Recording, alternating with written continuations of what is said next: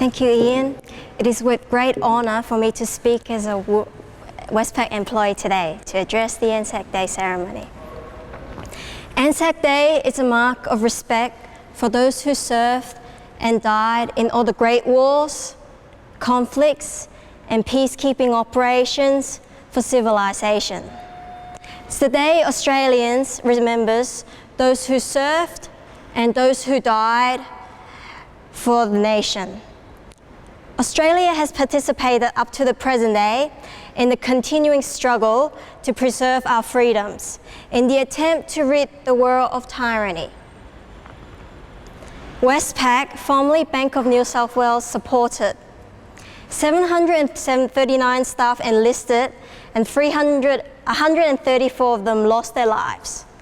From World War I and World War II, the names of 417 men and 1 woman appear on the honour roll above the teller's line behind me. This year is very special as it is the centenary of the 1915 Gallipoli campaign. For this very special occasion, I did some research. And during research, some questions came out.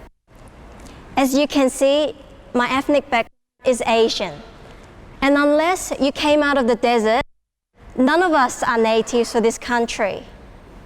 So why did 270,000 men, as young as 17 years old, leave their loved ones behind, risk their lives, and go to war for a country they're just merely occupying?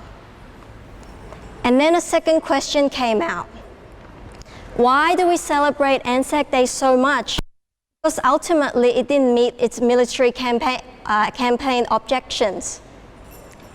As these questions were circling in my head, I was thinking, was it confidence? I said no, because confidence is built up by successes, and any failures could waver, if not entirely crumble it.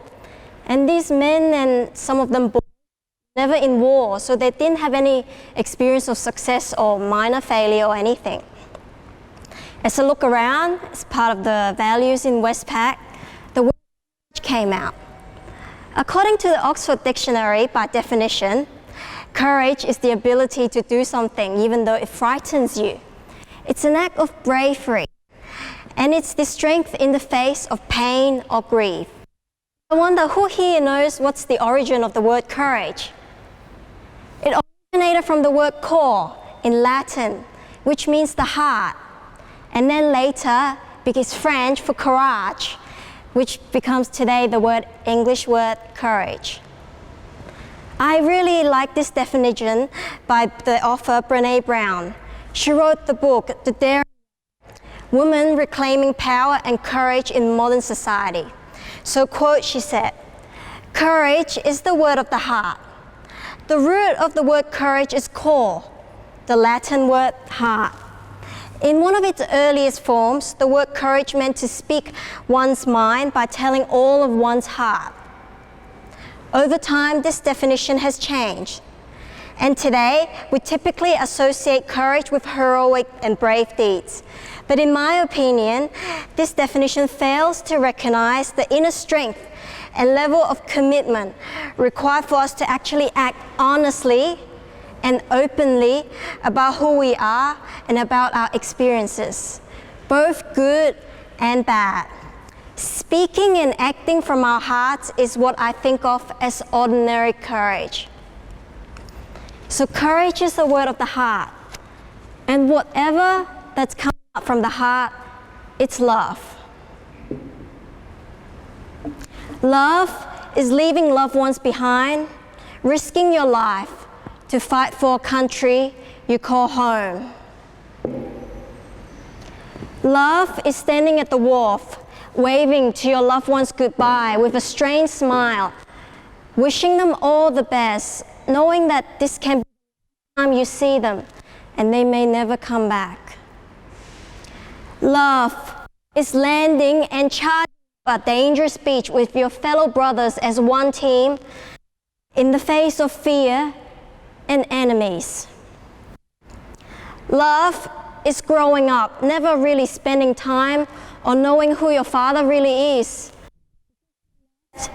for the war before you were born or when you were just a toddler.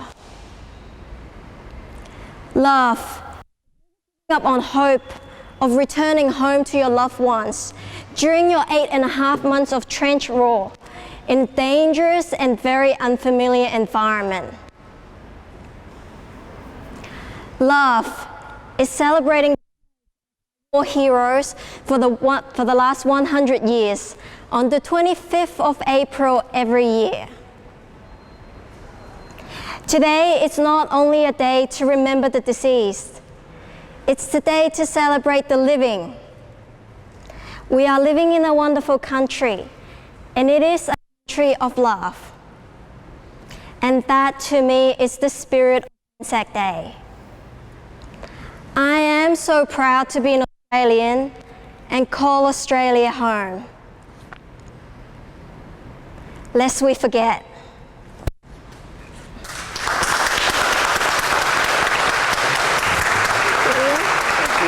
Thank you very much.